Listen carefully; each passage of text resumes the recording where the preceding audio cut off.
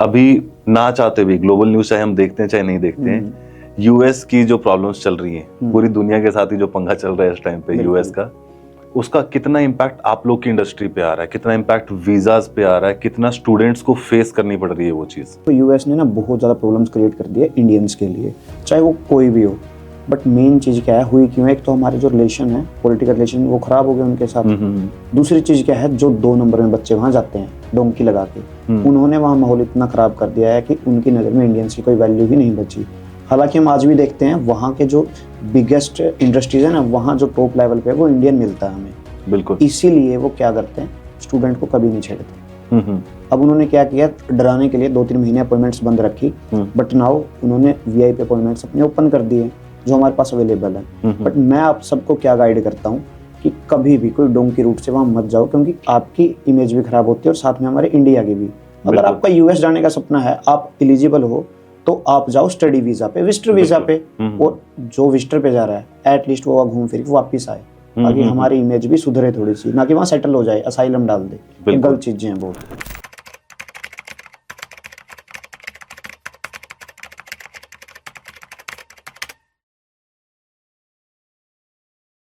ठीक है अभय जी, हम लोग ना स्टार्ट कर रहे हैं कि अभी ना चाहते हुए ग्लोबल न्यूज चाहे हम देखते हैं चाहे नहीं देखते हैं, यूएस की जो प्रॉब्लम्स चल रही हैं, पूरी दुनिया के साथ ही जो पंगा चल रहा है इस टाइम पे यूएस का, उसका कितना इम्पैक्ट आप लोग की इंडस्ट्री पे आ रहा है, कितना इम्पैक्ट वीजाज पे आ रहा है, कितना स्टूडेंट्स को फेस करनी पड़ रही है वो चीज़। तो यूएस ने ना बहुत ज़्यादा प्रॉब्लम्स क्रिएट कर दी है इंडियंस के लिए, चाहे वो कोई भी हो।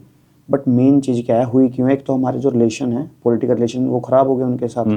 दूसरी चीज़ क्या है, जो 2 नंबर में बच्चे वहाँ जाते हैं डोंकी लगा के, उन्होंने वहाँ माहौल इतना ख़राब कर दिया है कि उनकी नज़र में इंडियंस की कोई वैल्यू ही नहीं बची।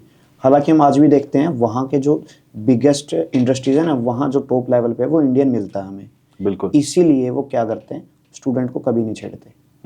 अब उन्होंने क्या किया, डराने के लिए 2-3 महीने अपॉइंटमेंट्स बंद रखी, बट नाउ उन्होंने वीआईपी अपॉइंटमेंट्स अपने ओपन कर दिए जो हमारे पास अवेलेबल है। बट मैं आप सबको क्या गाइड करता हूँ कि कभी भी कोई डोंकी रूट से वहाँ मत जाओ, क्योंकि आपकी इमेज भी खराब होती है और साथ में हमारे इंडिया की भी। अगर आपका यूएस जाने का सपना है, आप एलिजिबल हो, तो आप जाओ स्टडी वीजा पे, विजिटर वीजा पे। और जो विजिटर पे जा रहा है एटलीस्ट वो घूम फिर वापिस आए, ताकि हमारी इमेज भी सुधरे थोड़ी सी, ना कि वहाँ सेटल हो जाए, असाइलम डाल दे। ये गलत चीजें हैं बहुत। हाँ ये भी होता ही है, टूरिस्ट वीजा पे जाते हैं और वहीं बस जाते हैं बस। मोस्टली यही करते हैं, टूरिस्ट वीजा पे गए, जहाँ असाइलम मिल रहा है वहीं रह गए। तो इससे क्या होता है, हमारे देश की इमेज बहुत डाउन हो जाती है।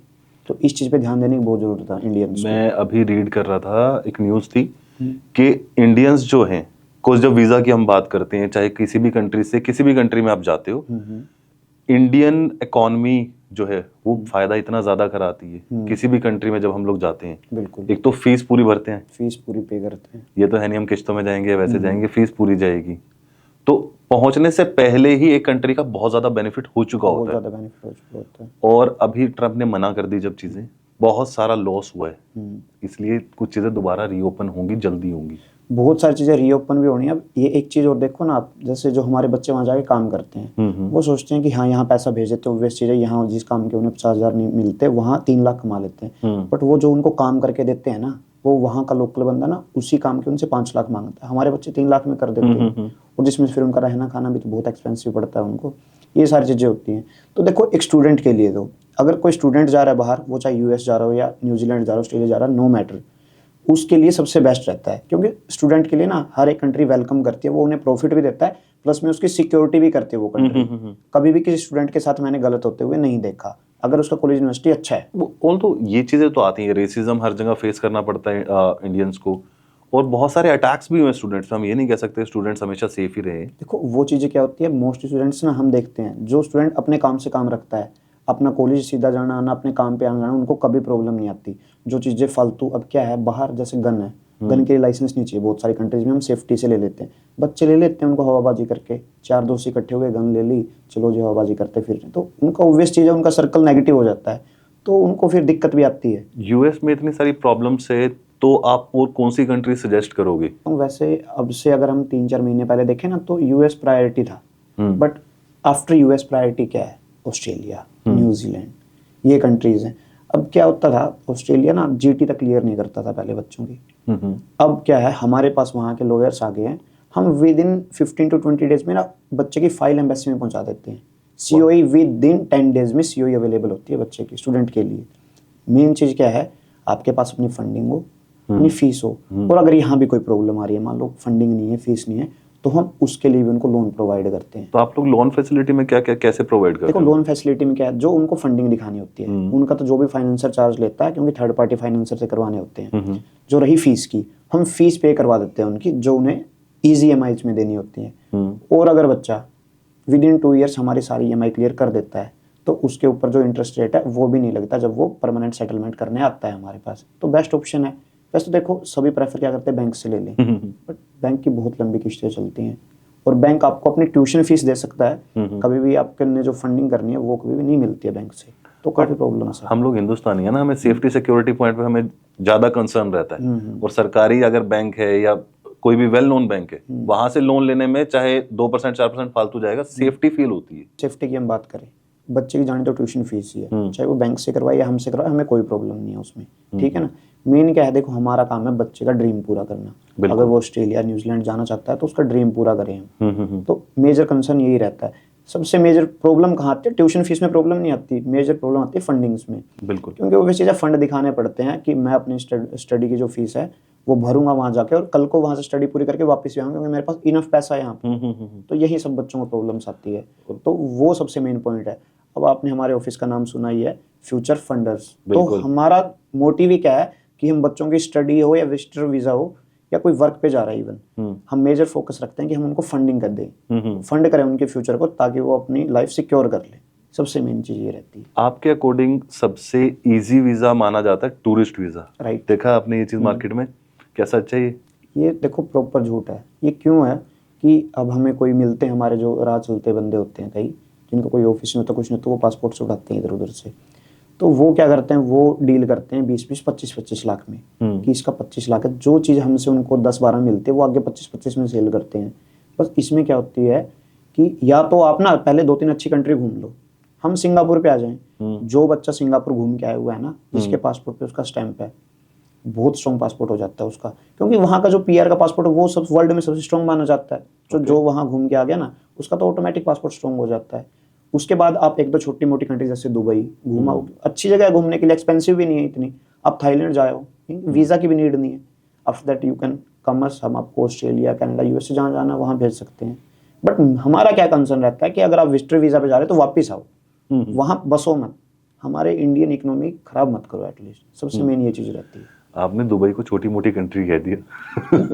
नहीं, छोटी मोटी घूमने के लिए, क्योंकि उसमें क्या है, जैसे घूमने के लिए जाते हैं ना, ये छोटी कंट्रीज ही हैं उस वजह से घूमने के लिए। क्योंकि फर्स्ट प्रेफरेंस सबकी दुबई रहती है।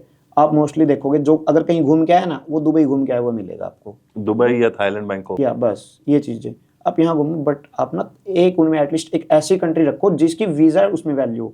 दुबई देखो सेफ्टी सिक्योरिटी में सबसे अच्छी है, एक्सपेंसिव भी है, बट अगर घूमने टूरिस्ट वीज़ा की उससे देखें ना, हम तो नॉर्मली आते हैं उसका, तो इजीली अवेलेबल हो जाते हैं वीजा। तो अब आपने मार्केट में कितने देखे जो सिंगापुर घूमने गए, कितने ही देखे होंगे, 5% 10%, क्योंकि सिंगापुर का यही नहीं पता किसी को वीज़ा आता कैसे है, कैसे घूमने जाना है, क्योंकि वो ना अथोराइज पर्सन ही उनको भेज सकते हैं। सिंगापुर ने ना ऐसे अपनी एम्बेसीज नहीं छोड़ रखी, उन्होंने एक अथोराइज पर्सन दे रखे हैं अपने, जो उनका वीज़ा वहीं से अप्रूवल करवा के देते हैं। तो तभी तो वो स्ट्रॉन्ग कंट्री है ना, सेफ्टी सिक्योरिटी हर माइनॉरिटी देख के वो वीज़ा देते हैं। तो अगर किसी को भी जाना है तो आपके पास सिंगापुर वीजा के लिए तो पहले आ ही सकते हैं। सिंगापुर वीज़ा के लिए तो आप आंख बंद करके आओ हमारे पास। सीधी सी बात, जो हम कई बार बोलते हैं ना कि एक ऐसा होल्ड होता हमारा किसी कंट्री पे जिसका होल्ड हमसे कोई नहीं ले सकता, वो है न्यूजीलैंड और सिंगापुर। इनका होल्ड है हमारे हाथ में। अगर कोई बच्चा हमारे पास आया तो हम उसका ड्रीम पूरा करके ही छोड़ेंगे। न्यूजीलैंड तो हम लोग का बड़ा गोटू होता था कि भाई किसी को जाना है, मेरे परिवार से कुछ लोग गए हुए हैं कि न्यूजीलैंड चला गया बच्चा तो हाँ जी तर गया, वहां जाके तो अच्छा कमा लेगा। आपके अकॉर्डिंग है वहां पे पूरे प्रॉपर फैसिलिटीज अवेलेबल है? न्यूजीलैंड और ऑस्ट्रेलिया ये दोनों कंट्रीज ना रिलेट करती हैं एक दूसरे को हमेशा, और दोनों जगह ना बहुत ज़्यादा सेफ्टी और सिक्योरिटी है। अब इसमें क्या है, देखो न्यूजीलैंड और ऑस्ट्रेलिया आपने देखा होगा वीज़ाज बहुत कम देते हैं, इसीलिए वहाँ क्या है, काम की भी कोई प्रॉब्लम नहीं है। और हमने कितनी न्यूज़ सुनी है कि वहाँ किसी बच्चे को मार दिया गया इंडियन को, रेयर हम देखते हैं। US में काफ़ी आ जाते हैं, कनाडा में भी अब तो आ जाती है न्यूज़, बट न्यूजीलैंड और ऑस्ट्रेलिया में कभी भी ऐसा कुछ नहीं होता, क्योंकि वहाँ सेफ्टी सिक्योरिटी और जिस चीज़ के लिए बच्चा जाता है फाइनेंस बहुत है, काम की कोई कमी नहीं है। तो गुड फॉर इंडियंस। आप न्यूजीलैंड जाओ, ऑस्ट्रेलिया जाओ, सिंगापुर जाओ, सबसे बेस्ट मैं बोल सकता हूँ। कोई अगर लेट से, क्योंकि हमें फंडिंग दिखानी पड़ती है, किसी को भी स्टूडेंट वीजा पे जाना है उसको फंडिंग दिखानी पड़ेगी, विजिटर पे भी जाना है तब भी फंडिंग दिखानी पड़ेगी, ऐसा कोई कंट्री है जो को 40-50 लाख एक मिडिल क्लास बंदे के लिए अरेंज करना is not that easy? Right. क्या इससे भी बिलो अमाउंट पे कुछ ऐसी कंट्रीज है जहां इंसान जा सकता देखो बिलो अमाउंट पे अगर आप जाना चाहते हो, you can go for Schengen. अब क्या है, आपको पता है यूरोप है पूरा, इंडिया को हमेशा वेलकम करता है, रिस्पेक्ट करता है इंडियंस की। वहाँ यूरोप में रिस्पेक्ट है हमारे इंडियंस की, और वहाँ का वीज़ा बहुत बिलो कॉस्ट पे मिल जाते हैं हमें। जहाँ फंडिंग की बात आती है वहाँ फंडिंग भी कम दिखानी पड़ती है और फीसेस भी कम जाती हैं, और वहाँ भी ऐसी बात नहीं बच्चे का फ्यूचर सिक्योर नहीं होता, वहाँ भी बच्चे का फ्यूचर सिक्योर हो जाता है। बट एक चीज़ क्या होती है कि हमें अपनी प्रायोरिटीज बदलनी पड़ती हैं थोड़ी, क्योंकि आज के टाइम पे प्रायोरिटी सबकी ऑस्ट्रेलिया, न्यूजीलैंड, यूएसए है, उस सबको तरफ यही कोई ध्यान चाहिए। नहीं दे रहा। अब मैं आपको बात बताता हूँ, जैसे हम नॉर्मल विजिटर वीज़ा की बात करें, एक नॉर्मल वर्क वीज़ा की बात करें, नॉर्मल स्टडी वीज़ा की बात करें, तो अगर हम हर एक उसमें कंपैरिजन में आए ना, तो शेंगन सस्ता भी है और अच्छा भी है। मैं आपको फॉर एग्जांपल देता हूँ, शेंगन में क्रोएशिया, क्रोएशिया में बच्चा जो स्टूडेंट जाता है उसको प्लस में स्टडी के साथ वर्क करने का भी ओपन वो होता है, अथॉरिटी होती है, और उसके साथ में बच्चा वहाँ मिनिमम 1.5 से 2 लाख बच्चा ना अपने स्टडीज़ के साथ साथ कमा लेता है मंथली। तो क्या बुरा है शेंगन में? और पीआर का क्या सिचुएशन? देखो पीआर क्या होती है, सबसे पहले तो मैं आपको बताऊं, आपको क्राइटेरियाज मैच करने पड़ते हैं सारे। अब अगर हम देखें कि जैसे आप स्टूडेंट हो, मान लो आपने स्टडी बीच में छोड़ दिया, वर्क कर रहे हो, तो आप नहीं हो सकते पीआर। जो उनके क्राइटेरिया, अगर स्टडी पहले पूरी मांगते, स्टडी करो, जो उनका कोई टेक्निकल कोर्स है वो पूरा करो, then you go for PR. क्योंकि पीआर, शेंगन की पीआर इतनी टफ नहीं है, वहाँ आपके पेपर लोग चाहे आप जाते ही करा लो, बट मेन क्या है, वो बाद में क्राइटेरिया चेक करते हैं, वो आपको पूरे करने पड़ते हैं। तो बहुत सारे एजेंट्स हम लोग की मार्केट में ऐसे बैठे हैं जो गारंटी करते हैं कि सर आपका वीजा पक्का हो जाएगा, आपकी पीआर हम पक्की करा देंगे। देखो जो गारंटी बोल रहा है ना, इसका मतलब स्कैम है, सीधी सी बात है। क्योंकि एक बंदे का ना होल्ड होता है फाइलिंग का, कि हम फाइलिंग बहुत अच्छी करते हैं, हम किसी को लिख के ये नहीं दे सकते कि हाँ गारंटीड वीज़ा है, क्योंकि वीज़ा देना होता है एम्बेसी ने, आप एम्बेसी ऑफिसर थोड़ी हो, सीधी सी बात। मेजर क्या होता है कि ध्यान दो फाइलिंग पे, क्या फाइलिंग अच्छी कर रहे हो। हम वही बात है, जहाँ बच्चे की फाइल में 5 डॉक्यूमेंट लगने होते हैं ना, वहाँ 10 लगाते हैं, क्यों? ताकि फाइल में वजन बढ़े, वीज़ा है एटलीस्ट। कई बार तो क्या होता है, देखो हमने ऐसे ऐसे बच्चों को वीज़ाज दिए हैं, आज यूएस में बैठे हैं हमारे, ऑस्ट्रेलिया बैठे हैं, कनाडा भी बैठे हैं, जिनकी प्रोफाइल बिल्कुल ज़ीरो थी, बट उनकी प्रोफाइल पे हमने काम करवाया, उनकी हर चीज़ अरेंज करवाई, उनको बोल बोल के। कई बार क्लाइंट क्या होता है ना, परेशान हो जाता है कि इतने डॉक्यूमेंट्स बनवा रहे हो आप, इनका क्या है। बट मेन क्या होता है, अगर हम डॉक्यूमेंट्स ही नहीं लगाएंगे ना बनवा के, तो वीज़ा आने के चांसेस रहते क्या है, 1% भी नहीं रहते। तो डॉक्यूमेंटेशन पे काम होना जरूरी है, गारंटी किसी चीज़ की नहीं है मार्केट में। शेंगन के लिए अगर हम बात करें तो आपके अकॉर्डिंग क्या प्रोफाइलिंग होनी चाहिए, क्या डॉक्यूमेंट्स होने चाहिए? देखो अगर हम शेंगन वीज़ा की बात करें तो एक बेसिक सबसे पहले मैं मान के चलूँ ना, आपकी स्टडी अच्छे से कंप्लीट हो, परसेंटेज अच्छी हो। अगर आप स्टडी वीज़ा पे जाना चाहते हो और आप विजिट या किसी वर्क पे जाना चाहते हो, तो उसमें भी एटलीस्ट आपकी एज 21 प्लस हो, आपके पेरेंट्स का बैकग्राउंड थोड़ा ठीक हो, और अगर ठीक भी नहीं है ना, तो एट लीस्ट आप इतने लायक हो कि आप एक इंटरव्यू दे सको। क्योंकि जिनका बैकग्राउंड स्ट्रॉन्ग नहीं होता है उनके लिए इंटरव्यूज आते हैं कि हम देखेंगे बच्चे ने स्टडी एक्चुअल में करी भी है, कोई फेक बनवा रखा है, तो एटलीस्ट आप ऐसे हो कि आप उनके 2-4 क्वेश्चंस के जवाब दे सको। तो उसके लिए प्रिपरेशन कराते हैं आप? राइट, बिल्कुल। प्रिपरेशन हम हर बच्चे को देते हैं, जिसका इंटरव्यू भी नहीं होना होता ना, जिसने बाहर जाना है, हर बच्चे को प्रिपरेशन करवाते हैं। क्योंकि इंटरव्यू ना आए बट उसने वहां जाके सर्वाइव तो करना है ना, एटलीस्ट उसको लैंग्वेज आनी चाहिए। तो हम इंटरव्यू, जो बच्चा हमसे आता है फाइलिंग करवाने, अपना वीज़ा लगवाने, हम हर बच्चे को इंटरव्यू करवाते हैं, एवरी। ये सपोर्ट जरूरी है, क्योंकि ऑल्दो वैसे सभी जगह कराते हैं, अभी तो आइल्स की ट्रेनिंग करा देंगे, जीपीटी की ट्रेनिंग करा देंगे, दुनिया जहान के कोर्सेज बीच में इंट्रोड्यूस हो गए कि वीजा लगने के लिए ये करना जरूरी है। बैंड्स वाला सीन हम सब ने देखा ही है कि बैंड ये तो बेसिक चीजें हैं। बट मैं एक और बात बताऊं, जो बैंड्स लेके आते हैं ना, वो इंग्लिश स्पीकिंग नहीं सीख पाते कभी भी। इवन तो ये जो कोर्सेज चल रहे हैं ना, इनसे भी स्पीकिंग नहीं सीख पाते। हमने क्या रखे हैं, पहली बात तो हर जगह बच्चा अगर जाता है ना, तो इसकी फीस पे करता है। हमारे पास जो उसकी वीज़ा कोस्टिंग की फीस है वही होती है, एक्स्ट्रा कुछ नहीं लेते हम कि आपको स्पीकिंग सिखा रहे हैं तो वो। और हमारे पास क्या है, इंटरनेशनल वेंडर्स हैं, जैसे जो बच्चे को, देखो क्या होता है, टाइमिंग इशू होता है, क्योंकि हमारे यहाँ रात होती है, उनका दिन होता है, तो हमें उनके अकॉर्डिंग मैनेज करना पड़ता है, वो हमारे अकॉर्डिंग नहीं मैनेज करेंगे, तो हम उनसे उनका कोऑर्डिनेशन करवाते हैं, जिससे वो उनके दिन में जो भी हुआ वो उनसे डिस्कस करें। बच्चा अपना बताए कि मेरे साथ दिन में क्या क्या हुआ। थोड़ी नॉर्मल कन्वर्सेशंस होती है, ना कि सिखाना कुछ, एक कन्वर्सेशन के साथ गो थ्रू करवाना उनको, ये चीज़ होती है सबसे मेन। तो हम ये प्रोवाइड करते हैं सभी कंट्रीज के लिए, या एवरी कंट्री। बहुत बढ़िया। कितने टाइम से कर रहे हैं आप ये चीज़? मेरे को काम करते हुए इंडस्ट्री में तो हो गए 6 ईयर्स अप्रोक्स। बट मेन क्या है, कभी मैंने ये नहीं सोचा था कि मैं इतना बड़ा उसमें पहुंच जाऊंगा, क्योंकि मैंने एक छोटे से एक रूम से शुरू किया था, मैं बताता हूँ। तो तब इतना ये आपको पता है सोशल मीडिया का ना अब क्रेज बढ़ गया पिछले 1-2 साल से, कोविड के बाद बढ़ा ज्यादा, उससे पहले कुछ था नहीं। आफ्टर 2020 तो बहुत इंक्रीज हुए। मेरे क्या रेफरेंसेस से काम चलता है प्रॉपर, बट फिर मैंने अब देखा जैसे मेरे पास रेफरेंस से आते हैं, सर जी मेरे इतने रिफ्यूज़ल 4 रिफ्यूज़ल हो चुके हैं, मेरे 6 रिफ्यूज़ल हो चुके हैं, तो फिर मैंने सोचा कि हम एटलीस्ट एक कोई पॉडकास्ट करते हैं जिसमें थोड़ा अवेयर करें बच्चों को कि refusal is not a big deal, but main क्या है एटलीस्ट आपको पता होना चाहिए कि आपकी प्रोफाइल में लगा क्या है। हाँ, लोग क्वेश्चन भी नहीं करते ना, वो हो जाता है मैंने तो पैसा दे दिया अब ये करेगा जो अब करेगा। ये करेगा जो करेगा। अभी क्या होता है IT डॉक्यूमेंट्स लग जाते हैं, तो उसमें कई बार वीज़ा भी आ जाता है, मैं नहीं बोल रहा 100 में से 1 का वीज़ा आ गया, बट 99 तो रिफ्यूजल्स हो गए ना, वो बिग प्रॉब्लम है। तो एटलीस्ट आपके जो भी डॉक्यूमेंट्स लगे हैं आपने अपने एजेंट से जरूर पूछना है कि मेरी फाइल में क्या लगा है, क्या डॉक्यूमेंट्स लगे हैं, एटलीस्ट मेरे को दिखाओ आप एक बार, ताकि नेक्स्ट टाइम इफ़ अगर आपका रिफ्यूजल आ जाए और आपने सेकंड टाइम फाइलिंग करनी है, आपको पता हो कि आपकी फाइल में क्या लगा था। मेरा एक क्वेश्चन ये है, आपके पास कितने पढ़े लिखे लोग आते हैं वीज़ा डिमांड करने के लिए, और कितने ऐसे आते हैं जिनकी पढ़ाई पूरी नहीं है? आफ्टर +2 जो बच्चा आता है ना, कई बच्चे ऐसे आते हैं जो फाइनल ईयर में हो चुके हैं, बट उनको +2 बेस पे बाहर जाना है। अब उनके 2 इयर्स खराब हो गए प्रॉपरली, अगर हम उनको भेज रहे हैं, देखो हम भेज देते हैं, देख इसमें हम कुछ नहीं बोल सकते, वो उनकी प्रेफरेंस है, बट मेजर क्या उनका 2 साल खराब, पता वो क्यों होता है? किसी एजेंट के पीछे लग के उनकी PT एक्सपायर हो जाती है, दोबारा PT करनी पड़ती है, क्योंकि वो दर दर अपने ठोकरे खाते हैं, पैसा भी खराब करते हैं। एक चीज़ होती है, मैं सबको एक बात बोल लूँगा कि अगर आपको एक जगह पर ट्रस्ट हो गया ना, अगर आपका उन्होंने एक बार रिफ्यूज़ल भी ला दिया, उनके साथ बैठ के बात करो, दोबारा मत भागो इधर उधर, उनसे एक बार डिस्कस करके ना, जहाँ के लिए आप एलिजिबल हो, जहाँ के लिए वो बोल रहे हैं कि आपकी प्रोफाइल यहाँ प्रॉपर मैच है, आप वहाँ जाओ। फिर कभी भी अपनी प्रेफरेंस मत रखो कि नहीं मैंने तो जाना ही यहाँ है जी। देखो आपने अपना फ्यूचर सिक्योर करना, फैमिली का फ्यूचर सिक्योर करना है, वो हर कंट्री में कर सकते हो आप। अगर अब्रॉड चले जाते हो, आपके अंदर अगर गट्स हैं तो आप उनके आप थोपते हो ना, तब रिफ्यूजल्स आते हैं। आप मेरे पास आओ अपने प्रोफाइल लेके, मैं आपको बेस्ट गाइड करूँगा।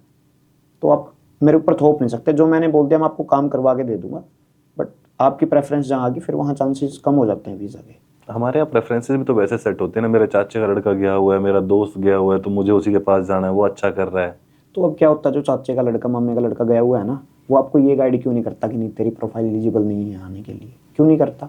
वो क्या बोलता, आजा तू आगे तो मैं देख लूँगा। अरे भाई आना ही तो बिग डील है ना, आगे जाके तो बच्चा अपने आप भी देख लेता है। तो सबसे मेन चीज़ ये है कि एटलीस्ट ना आपको अपनी प्रोफाइल का क्राइटेरिया पता होना चाहिए क्या है। क्योंकि जो पहले गया ना उसने खुद भी अपनी प्रोफाइल नहीं देखी हुई। हाँ वो ये बातें होती है, क्योंकि चलो अब पहले क्या थी, आज से हम 3-4 साल पहले के देखे ना, इतना वीज़ा में सिकनेस नहीं थी, वीज़ा इजीली आते थे।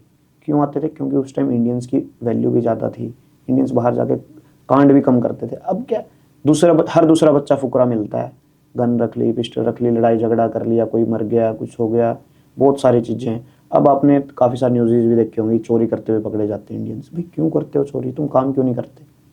क्योंकि सबको क्या है, ईजी मनी चाहिए। ईजी कैसे मिल जाए, काम नहीं कर सकते जी, कौन 10-10 घंटे काम करे? भाई हमारे पेरेंट्स करते हैं, हमारे दादा परदादा करते हैं, हमें भी करना पड़ेगा, और आगे हमारे बच्चे भी करेंगे।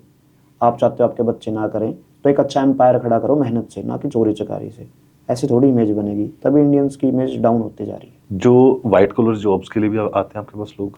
बिल्कुल आते हैं। अब क्या होता है, देखो व्हाइट कॉलर्स के लिए ना आप एटलीस्ट एलिजिबल होने चाहिए, क्योंकि जो हम वीज़ा करवाते हैं कोई भी, हम डायरेक्ट वर्क नहीं प्रोवाइड करते किसी को, क्योंकि डायरेक्ट वर्क ऐसे प्रोवाइड नहीं कर सकते, आगे जाके बच्चे को वो चीज़ ना मिले या सेटलमेंट ना मिले तो हमारे ऊपर बात आती है, वो हमें अथॉरिटी नहीं होती करने की। अब क्या हम विजिटर पे भेज के ना, अब क्या होता है, जो लीगल वे से बाहर रहना चाहता है, अब मोस्टली क्या करते हैं, असाइलम डाल देते हैं, वो चीज़ अच्छी नहीं है। अब विजिट टू वर्क करो, फिर अगर आपको सेटलमेंट करनी है, आप उस कंट्री को पे करो वर्क करने का, तो आप वहाँ जाओ। जैसे अब कनाडा है, विजिट टू वर्क करो, बाहर जाके लीमिया परचेज करो आप, हम आपको लॉयर दे देंगे, वो आपसे कॉन्टैक्ट करेगा, आप उसको लीमिया की कॉस्ट दो, वो आपको लीमिया देगा, आप वहाँ लीगल हो गए। कभी आप इंडिया जाओ, कभी आओ, कोई दिक्कत नहीं है, आप लीगल वर्क कर रहे हो, ना कि आप 2 नंबर हो, तो आगे आप PR भी हो गए। अब जाके जो असाइलम कर देता है या लुक छिप के रहता है, उनकी कोई वैल्यू थोड़ी है। तो विजिट टू वर्क कर लो, अगर आपका यहाँ नहीं पैसा बन पा रहा ना जुगाड़, तो विजिट टू वर्क करो। बाहर जाके मान लो अब क्या है, अब रशिया को ले लो आप, अब रशिया में वार की सिचुएशन है, ठीक है, अब वहाँ पे ना एम्प्लॉयमेंट की बहुत कमी है, काफ़ी सारे बच्चे जा रहे हैं रशिया, बट वो उनको एक क्लियरिटी नहीं है कि हम कैसे जा रहे हैं। पहले बात तो वर्क पे तो जाओ मत, रशिया जाओ हमेशा विजिट टू वर्क पे। और रशिया कोई परमानेंट सेटलमेंट कंट्री के लिए अच्छी नहीं है। अगर आप चाहते हो, मान लो आपका फैमिली बैकग्राउंड बहुत ज़्यादा लो है, आप ये सोच रहे हो कि मैं 7-8 महीने वाला लगा के 2 पैसे जोड़ के ना फिर अच्छी कंट्री चला जाऊँ, फिर अच्छा है रशिया, क्योंकि मंथली वहाँ पे वेजेज जो भी मिल रही हैं लाख 1.5 लाख मिल रही है इजीली, वो भी रशिया में। तो अब एक चीज है, जो बच्चा वहाँ 8 महीने 10 महीने लगाया, इसका मतलब उसने 8-10 लाख रुपए अपना बना लिया। फिर आप अच्छी कंट्री चले जाओ, ये नहीं है कि आप रशिया में 2 साल 4 साल रहो, क्योंकि वहाँ आपका फ्यूचर कभी सिक्योर नहीं है, कभी भी कुछ भी हो सकता है। क्योंकि बट वहाँ वार सिचुएशन है, तो इसलिए काम बहुत ज़्यादा है। जिसको ये है कि मैं पैसा कमा लूँ वो जाओ, नहीं तो अगर आपके जेब में 8-10 लाख भी है ना, तो गो फॉर शेंगन। और अगर मान लो 8-10 भी नहीं है, आपको ऐसे ऑप्शंस भी मिल सकते हैं कि जहाँ हम आगे आपको लॉयर दे दें, वो आपसे पर मंथ आपकी सैलरी से ले ले। कुछ ऑप्शंस बता सकते हो? कुछ ऑप्शन आप मान लो क्या होता है, जैसे आप यहाँ से विजिटर पे गए, देखो विजिटर पे क्या खर्चा आ जाता है आपका, 2 लाख 3 लाख, इससे ज़्यादा विजिटर का खर्चा नहीं होता। तो आगे जाके फिर जैसे जो भी आपको टोकन वगैरह दे रहा है लॉयर, या आपको लीमिया दे रहा है, जैसे मान लो आपको टोकन कॉस्ट कर रहा है 15 लाख का, बट आपके जेब में नहीं है, तो वो आपसे क्या एग्रीमेंट कर लेता है कि आप मेरे को पर मंथ 1 लाख दोगे जब तक मेरा अमाउंट कंप्लीट नहीं हो जाता। वो चाहे फिर 15 का 17 भी ले ले, क्या दिक्कत है, हमारा फ्यूचर सिक्योर हो गया। तो ऐसे कुछ ऑप्शन हम न्यूजीलैंड में ऑप्शन दे सकते हैं आपको, सिंगापुर में दे सकते हैं, ऑस्ट्रेलिया में दे सकते हैं, और सबसे जो अच्छा शेंगन कंट्री, सबसे अच्छा कम कॉस्टिंग वाला, गो फॉर इट, बेस्ट। बहुत बढ़िया, आप जितनी क्लैरिटी से मुझे आंसर दे रहे हो, आई होप आपके पास जो पेरेंट्स आते हैं उन्हें भी आप ऐसे समझाते हो। हर एक को समझाते हैं, बट मेजर कई बार पता क्या होता है, देखो हम भी क्या है, इंसान है, हर बंदे का ना थोड़ा सा माइंड डिस्टर्ब हो जाता है उस टाइम पे, क्योंकि अब बहुत सारे, मैं ये नहीं बोल रहा मैं 100% को क्लियरिटी देता हूँ, क्यों नहीं दे पाता, कई बार कई पेरेंट्स अपने बच्चे की प्रोफाइल इतनी ख़राब कर चुके होते हैं ना कि उनको क्या ही गाइड करें। वो पहले 10 एजेंट से अपनी फाइल लगवा चुके होते हैं, वो उन 10 के 10 के क्वेश्चन मेरे ऊपर आके थोपते हैं कि नहीं जी उसने ये किया, उसने ये किया। देखो मैम, आप उनके पास गए, उन्होंने ये किया, अगर आप अब मेरे पास ट्रस्ट करके आए ना, या तो ट्रस्ट दिखाओ। अब मैं उनको समझाता हूँ, जैसे किसी का भी कहीं पे 2 लाख ख़राब हो गया। अब देखो मैं बताता हूँ, ये जो इमिग्रेशन फील्ड है प्रॉपर फ्रॉड थोड़ी है। अब ये जो कुछ कर रहे हैं उनकी वजह से बदनाम हो गई है फील्ड। बट अब अगर मान लो कोई आपसे लाख रुपए 1.5 लाख रुपए ले रहा है ना, तो वो जेन्युइन है, क्योंकि आपकी प्रोफाइल पे लगा रहा है वो, अगर लगा रहा है। अब कई क्या करते हैं 8-8 10-10 लाख लेते हैं, वो चीज़ें गलत हो जाती हैं, इसलिए फील्ड बदनाम है। तो मेजर क्या, अगर आपकी प्रोफाइल पे लगाने के लिए आपसे कोई 50,000 लाख रुपए ले रहा है, तो आप बस ये देखो कि हाँ कहाँ लगा रहा है वो। अगर उसने आपसे फंडिंग के लिए, तो आपकी फंडिंग करवाई ना उसने, तो वो ठीक है अपनी जगह पे। अब प्रोफाइल नहीं थी उस कंट्री के लिए, आप रेफरेंस ले गए, तो वो चीज़ गलत है। उसको गाइड करना चाहिए था कि नहीं आप किसी दूसरी कंट्री चले जाओ, उसने गाइड नहीं किया, तो ये उसकी गलती मानता हूँ मैं। नहीं तो क्या होता है कि पैसा, मैं मान के चलूँ, पैसा ना अगर हमारा रिफ्यूजल आता है तो ख़राब होता ही होता है, और साथ में उस एजेंट की इमेज डाउन होती है और आपका पैसा ख़राब होता है। तो मेजर क्या है कि आप अपनी प्रेफरेंस मत लो, आप अपनी प्रोफाइल मेरे पास लेके आओ कि मेरे को किस कंट्री में भेज दोगे, तब मज़ा आता है काम करने में, तब आप भी खुश मैं भी खुश, क्योंकि मेरे को पता आपकी प्रोफाइल कहाँ के लिए बेस्ट है। अगर आपने लेट्स से इंक्रीमेंटल वे में लगाना है, student visa, study visa, visitor visa, PR, आपके पास अगर कोई पर्सन आ रहा है, सबसे पहले आपका प्रेफरेंस स्टूडेंट वीज़ा, वो तो मैं अभी तक समझ रहा हूँ। या राइट। एज ग्रुप कहाँ तक? एज ग्रुप में बताता हूँ, स्टडी वीज़ा में नहीं कभी कोई एज ग्रुप नहीं होता। मान लो हम UK की बात करते हैं, UK स्टडी वीज़ा, वहाँ 8-10 साल का गैप पे अलो होता है। USA की बात करें, USA ने अपॉइंटमेंट्स ओपन कर दिए स्टडी वीज़ा की। अब मेरे पास आओ, चाहे आपकी प्रोफाइल में 15 साल का गैप हो, USA स्टडी वीज़ा में आपको एलिजिबल करूँगा, आपको इंटरव्यू तक लेके जाऊँगा, एम्बेसी के इंटरव्यू तक। जो आपका वीज़ा वो तो एम्बेसडर ने देना, ठीक है ना, मैं आपको इंटरव्यू तक लेके जाऊँगा, आपकी प्रोफाइल कितनी वीक हो उस पर वर्क करके कुछ आपसे भी काम करवाऊँगा, कुछ मैं भी करूँगा।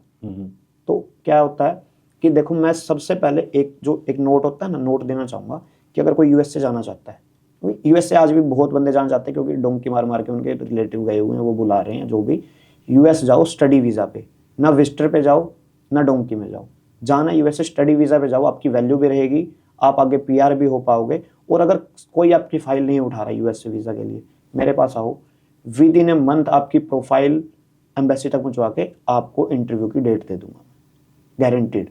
गारंटीड वर्ड नहीं बोल सकते हम लोग। नहीं, मैंने गारंटीड कहाँ बोला कि आपकी विद इन मंथ मैं फाइल एम्बेसी में पहुंचा दूंगा। यहाँ गारंटी हम बोल सकते हैं, क्योंकि मैं वीज़ा की थोड़ी गारंटी ले रहा हूँ, मैं फाइल एम्बेसी तक पहुंचाने की गारंटी ले रहा हूँ। या क्योंकि वीज़ा, मैंने वही बोला कि हम गारंटी ले सकते हैं अपनी फाइल एम्बेसी तक पहुंचाने की, ना कि वीज़ा की। मैंने बोला विद इन ए मंथ आपकी फाइल एम्बेसी तक पहुंचा दूंगा, गारंटीड। अभी देखो, बहुत सारे हम लोग के पास ना ऑनलाइन पोर्टल्स अवेलेबल हैं। मैं मान सकता हूँ जिन लोग को एक्सेस नहीं है या जो लोग खुद करना नहीं चाहते हैं, उनके लिए एजेंट्स रिक्वायर्ड है। राइट। आपके अकॉर्डिंग कौन से ऐसे पोर्टल्स हैं जहां जाके मेरे जैसा इंसान खुद अप्लाई कर सकते पोर्टल्स तो बहुत सारे हैं, बट उनका एक्सेस पोर्टल्स भी नहीं देते हैं ऐसे। बट एक और चीज़ बताता हूँ, इंडिविजुअल, हर कॉलेज हर यूनिवर्सिटी ना अपना पोर्टल खुद देता है, आप जाओ उनकी वेबसाइट पे, वहां अप्लाई नाउ आता है हर एक पे, अपनी डिटेल्स फिल करो, अप्लाई करो। जो खुद जो एजुकेटेड है, जिसके बैंड स्कोर अच्छे हैं, सब कुछ है, वो सीधा डायरेक्ट कॉलेज की साइट पे जाओ, क्योंकि हमें पता होता है हमें क्या चाहिए उस टाइम। आप कॉलेज की साइट पे जाओ, वो आपको लिंक प्रोवाइड करते हैं, अप्लाई नाउ करते हैं, आपके सारे डिटेल्स लेते हैं, वो हर स्टेप आपको गाइड करते हैं। तो उसके लिए पोर्टल की नीड ही नहीं है। हमारे पास गूगल है, गूगल पे जाओ, कॉलेज का नाम डालो, कोर्स का नाम डालो, अपने आप आपके सामने सब कुछ आ जाता है। बहुत बढ़िया। आप पहले इंसान हो जिसने इतनी क्लैरिटी में ये चीज़ बोली है। मैं पहले भी बैठ चुका हूँ वीज़ा इमिग्रेशन वाले लोगों के साथ, जब भी किसी को पूछो तो यही होता है, नहीं जी नहीं हो पाता है, अपने आप से नहीं कर पाते हैं लोग, फाइलों में कमी रह जाती है, फिर अल्टीमेटली हमें ही करना पड़ता है। हाँ देखो, मैं बताता हूँ, वो एक उस बच्चे के माइंड सेट पे होता है कि वो कितना तेज है, कितना उसका माइंड शार्प है, कि वो हर चीज़ समझ पा रहा है। तो बट ये चीज़ नहीं है कि फाइलिंग हर बच्चा अपनी फाइलिंग खुद कर सकता है। इवन तो अगर विजिटर वीज़ा भी है ना, विजिटर भी लगाना, वो उसकी फाइलिंग भी खुद कर सकता है। विजिटर के लिए कैसे हो सकता है? कौन विजिटर सा के लिए मैं पोर्टल है? बताता हूँ, सबसे पहले मैं आपको एक चीज़ बताता हूँ, वही बात है, पोर्टल नहीं चाहिए, हर कंट्री का अपना पोर्टल है। जैसे आप ऑस्ट्रेलिया का जाओ, ऑस्ट्रेलिया का वीवो पोर्टल है, आप लॉग इन करोगे ऑस्ट्रेलिया, मैंने विजिटर वीज़ा के लिए अप्लाई करना, गूगल पे डालो, वीवो पोर्टल आएगा, क्लिक करो, अपनी डिटेल्स फिल करो, डॉक्यूमेंट डालो उसमें PDF में। अब मेन कहाँ प्रॉब्लम आती है कि आपको यही नहीं पता कि वहाँ अपना यूज़र नेम वगैरह कैसे बनाना है। तो यूट्यूब पे जाओ, यूट्यूब पे भी इस चीज़ की डिटेल्ड वीडियोस होती हैं कि आप कैसे अपना यूज़र नेम पासवर्ड बनाओगे, क्या क्या चीज़ें होती हैं। जिसने खुद लगानी है ना, वो 100% हर कंट्री वेलकम करती है कि खुद लगाओ, क्योंकि मैं बताता हूँ आपको बात, अब फाइलिंग हम करते हैं, बट जो एम्बेसी फीस जाती है ना, वो हमेशा बच्चे के कार्ड से कटती है, या जो मेन एप्लीकेंट है उसके कार्ड से, क्योंकि कंट्री को ये दिखाना होता है कि बच्चा खुद फाइलिंग कर रहा है। उनको ये थोड़ी दिखाना है कोई एजेंट उनकी फाइलिंग कर रहा है। ओके। सबसे ज़्यादा रिफ्यूज़ल इसलिए आते हैं क्योंकि वो क्या करते हैं कि खुद के उससे बच्चों से ले लिया, मान लो 3 लाख ले लिया इकट्ठा, वो फिर आहिस्ता आहिस्ता डिवाइड करते करते लास्ट में एम्बेसी फीस खुद कटवा देते हैं, वहाँ प्रोफाइल ख़राब होगी। सबसे मेजर रीज़न। अब हम क्या करते हैं, देखो, हम ना बोलते कि आप हमारे पास 5 लाख लेके आओ, 10 लाख लेके आओ, हम क्या है कि बच्चे को प्रोफाइल इलेबोरेट कर देते हैं कि आपकी प्रोफाइल पे इतना एक्सपेंस है, इतना आपको पैकेज पड़ रहा है, एंड मेजर चीज़ की एटलीस्ट ना एम्बेसी फीस आपके कार्ड से जानी, उसमें हम कुछ नहीं कर सकते। दैट्स नॉट आवर हेडेक, क्योंकि एम्बेसी फीस आपके कार्ड से जाएगी, तब जाके हम वीज़ा की श्योरिटी ले सकते हैं। That's the main thing. Embassy fees fix है? एम्बेसी फीस हर कंट्री की फिक्स होती है। मान लो हम बात करें कनाडा विजिटर की, उसकी क्या होती है कि 11-12-13 हज़ार के आसपास रहती है, ठीक है, डॉलर फ्लक्चुएट होते हैं। अब हम ऑस्ट्रेलिया की बात करें, ऑस्ट्रेलिया की विजिटर वीज़ा कितनी 9-10 हज़ार के पास रहती है, बट हम स्टडी वीज़ाज पे जाते हैं, ऑस्ट्रेलिया की 1.25 लाख रुपये है एम्बेसी फीस। ओके। हम अगर यूके पे जाते हैं, यूके की भी 1.25 लाख रुपये एम्बेसी फीस। हम कनाडा स्टडी पे जाते हैं, उसकी वही 15-16 हज़ार।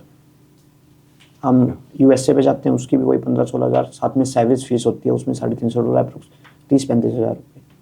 तो ये सारी चीज़ें, हर कंट्री की एक अलग फ़ीस है, अलग क्राइटेरिया है। आप जिसको भी कोई डाउट होता है एम्बेसी फीस में, गूगल पे लिखो सीधा, जैसे Australia study visa embassy fees, वहाँ क्लियर आता है कि $2000 है। That's it, not a big deal. एक अभय जी, मैंने सुना है कि आप विजिटर वीज़ा बहुत सस्ता करा के देते हैं यार। जस्ट 30,000 में करवा के दे देते। नहीं, 30,000 में विजिटर वीज़ा कौन करा के देता है? देखो 30,000 में ही आते हैं, क्योंकि हमारी जो फीस है ना, जस्ट 30,000 ही होती है। और मैं ये नहीं बोलता कि मैं आफ्टर वीज़ा ले लूंगा, बाद में मैं फर्स्ट डे लेता हूँ अपनी, चार्ज करता हूँ, क्योंकि मैंने आपकी प्रोफाइल पे काम करना है। उसके बाद के जो सारे डॉक्यूमेंट्स है ना, वो मैं आपसे ही बनवाऊंगा, मैं खुद नहीं रेडी करूंगा। वैसे मेरे पास CA भी है, मेरे पास फाइनेंसर भी है, सब होते हैं, बट एम्बेसी क्या देखती है कि डॉक्यूमेंट्स है कहाँ के। अब मान लो मेरा ऑफिस है मोहाली में, तो जो मेरा CA चंडीगढ़ का होगा, मोहाली का होगा, मैं हर शहर में तो अपना CA रख नहीं सकता। अब आप मान लो आप हो हरियाणा से, तो आपको हरियाणा का CA चाहिएगा, जो आपको आपके हरियाणा का, इवन तो आपकी डिस्ट्रिक्ट का चाहिएगा। मान लो आप कुरुक्षेत्र से हो, कैथल से हो, जहाँ से भी हो, एम्बेसी हर छोटी छोटी चीज़ें देखती है। अब मैं आपकी CA रिपोर्ट मान लो रेडी करवा दूँ मोहाली की, बट आप हो करनाल से, तो नेगेटिव पॉइंट गया, एम्बेसी को पता लग गया, रिफ्यूजल आ गई। तो अब इसी के क्या करते हैं एजेंट्स, लाख लाख 1.5 लाख ले लेते हैं कि आपके डॉक्यूमेंट्स रेडी करवा रहे हैं। बट अगर आप खुद करवाओगे ना डॉक्यूमेंट रेडी, आपका 50,000 एक्सपेंस आना नहीं है सारे डॉक्यूमेंट्स पे। इवन तो आपके ITR फीसिस होगी, CA की फीस होगी, एसोसिएट की फीस होगी, सब कुछ। तो हम जस्ट 30,000 चार्ज करते हैं विजिटर वीज़ा का, नॉट मोर देन दैट। तो इन्हीं तकलीफों से बचने के लिए तो पैसे दे देती है ना पब्लिक, कि देखो, मैं खुद कहाँ CA से उलझूंगा, मेरे कहाँ समझ आने लगी हैं चीज़ें। तो फिर वो क्या होता है, फिर वही बात होती है। अब मान लो जिसने आपका वेलकम करना है कि दे दो जी, आप मेरे को दे दो, कोई दिक्कत नहीं है, तो फिर क्या, फिर उन पे ब्लेम भी डालते हैं कि एजेंट ने हमारी प्रोफाइल खराब कर दी। भाई आपने अपने हाथों करिए, क्यों नहीं आप डॉक्यूमेंट कंप्लीट करवा के दे सकते?